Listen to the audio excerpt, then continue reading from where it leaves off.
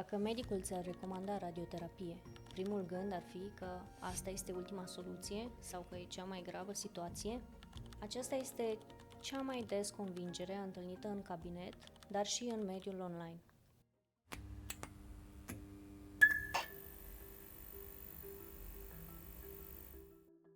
Înainte să intrăm în detalii, cum sună exact afirmația și care sunt motivele pentru care oamenii ajung să o creadă?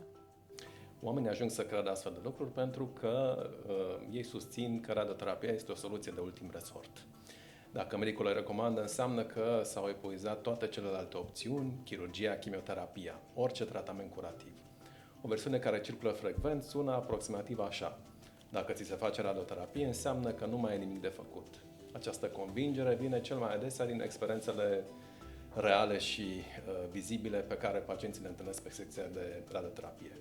Pacienții cu boală avansată care primesc radioterapie paliativă, de exemplu câteva ședințe pentru durere sau pentru a controla o complicație, sunt mult mai vizibili în grupurile de sprijin decât pacienții tratați curativ, care după tratament se întorc practic la o viață normală și mai rar povestesc ce li s-a întâmplat.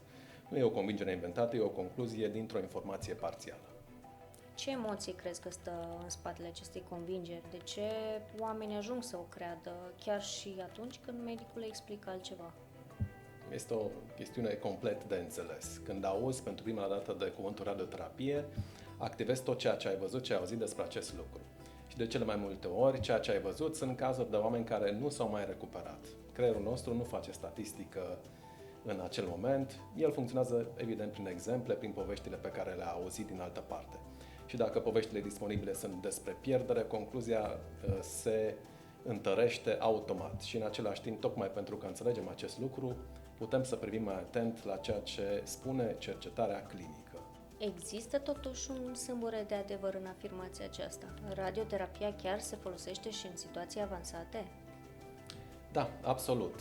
Și tocmai acesta este elementul care face mitul credibil. Radioterapia paliativă există ca formă de tratament și este o parte importantă a medicinei oncologice. Când un pacient cu boală avansată are durere osoasă, de exemplu, compresie medulară sau sângerare, radioterapia în câteva ședințe poate controla aceste simptome rapid și eficient. Și în același timp, aceasta este o parte din ceea ce face radioterapia până la urmă. Cealaltă parte, mai puțin vizibilă, dar la fel de frecventă, este radioterapia cu intenție curativă. Și ce lipsește din această afirmație? Ce context clinic nu este menționat atunci când se spune că radioterapia e ultima soluție? Lipsește, desigur, faptul că pentru multe tipuri de cancer, radioterapia nu este ultima soluție, este, de fapt, prima soluție. Sau este soluția principală de tratament, echivalent în unele cazuri cu chirurgia din punct de vedere oncologic. Și am să amintesc câteva exemple elocvente, concrete din ghidurile moderne, care reprezintă Biblia de căpătâie a oncologiei, ghidurile ESMO și NCCN. De exemplu, cancerul de col uterin, în stadii avansate, local sau loco-regional, tratamentul standard internațional este radioterapia concomitentă, combinată cu brahiterapia, nu chirurgia. Acesta este protocolul de primă linie. La fel, pentru cancerul de prostată localizat, ghidurile NCCN și ESMO consideră radioterapia externă echivalentă cu prostatectomia radicală în termen de control oncologic pe termen lung. La fel, pentru bolile hematologice, amintesc aici limfomul Hodgkin, în stadii incipiente, radioterapia face parte din schema curativă standard cu rate ridicate de remisie completă pe termen lung. La fel, cancerul mamar operat, radioterapia adjuvantă după chirurgia conservatoare face parte din arsenalul standardului de îngrijire, cu scop de a reduce riscul de recidivă locală documentat în studii pe 10.000 de paciente. Dacă ar fi să pui în cifre concrete, cum arată, de fapt, realitatea clinică? La Medisprof Cancer Center au fost tratate mii de cazuri cu radioterapie stereotactică sau radiochirurgie, care sunt, evident, tehnici de înaltă precizie. O proporție semnificativă din aceste cazuri sunt cu intenție curativă sau de control local pe termen lung al bolii oligometastatice. Nu vorbim de câțiva pacienți, vorbim de o expertiză clinică documentată, acumulată caz cu caz și, dacă mi-aduc aminte, cred că din 2018 am început să practicăm aceste tehnici avansate de radioterapie. Ca exemplu, de frecvențe concrete, în cancerul de prostată localizat, radioterapia oferă rate de control local comparabile cu chirurgia. La aproximativ 9 din 10 pacienți, boala este controlată local pe termen lung. Exemplu concret pe cancerul de sân. Fără radioterapie adjuvantă după chirurgia conservatoare, riscul de recidivă locală este de 3-4 ori mai mare la aceste femei. Cu radioterapie, acest risc cade la aproximativ 1 din 10 femei. Acest tratament nu este de ultimă speranță, este un tratament care reduce la mai mult de jumătate riscul de apariție sau de recidivă a bolii. Care este riscul real dacă un pacient amână sau refuză radioterapia din cauza acestor convingeri? Riscul concret este că un pacient cu o indicație curativă clară întârzie inițierea unui tratament curativ care are ca obiectiv vindecarea. Fiecare săptămână, fiecare lună de întârziere, în unele protocoale oncologice, are o relevanță clinică documentată. Pacientul care crede că îi se propune un tratament paliativ, când de fapt îi se propune unul curativ, poate lua o decizie bazată pe o premiză greșită. Și acesta este ceea ce putem și trebuie să prevenim într-o comunicare mai bună cu pacientul. Cât de des se întâlnește această convingere în cabinetul tău? Din păcate, întâlnim foarte des această situație în cabinetul nostru. Practic, o proporție mare dintre pacienții noștri care sunt trimiși pentru evaluare sau consult de radioterapie, indiferent de stadiu. Nu e o situație rară sau excepțională. E primul lucru pe care îl lămurim la consultație. România are o problemă suplimentară de acces la informație medicală de calitate, conform datelor Reuters Institute. Nivelul de încredere în media din România este printre cele mai scăzute din Europa. Oamenii caută informații în surse alternative, inclusiv grupuri pe Facebook, TikTok, forumuri. Acolo experiențele fiecăruia despre radioterapie paliativă sunt supradimensionate față de cele curative. Am să vă dau un exemplu anonim din practică. Un bărbat diagnosticat cu cancer de prostată localizat cu risc intermediar.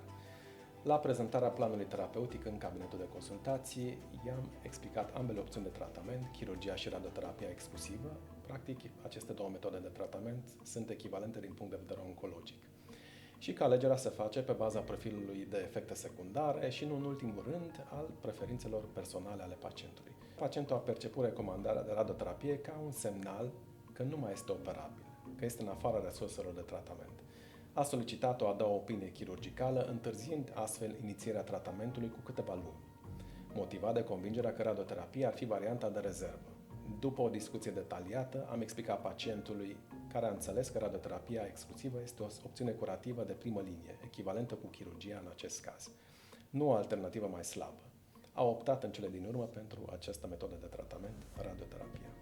Dacă cineva dintre cei care urmăresc acest episod a primit o recomandare de radioterapie sau cunoaște pe cineva care a primit o recomandare de radioterapie, ce anume le recomanzi?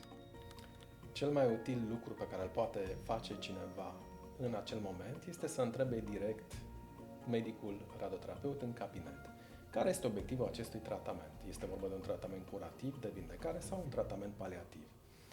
Aceasta este o întrebare medicală perfect legitimă din perspectiva pacientului, la care orice medic radioterapeut trebuie să vă poată să vă răspundă clar. Și câteva întrebări pe care să ți le pui când dai peste o informație despre radioterapie online sau în alte discuții cu alții.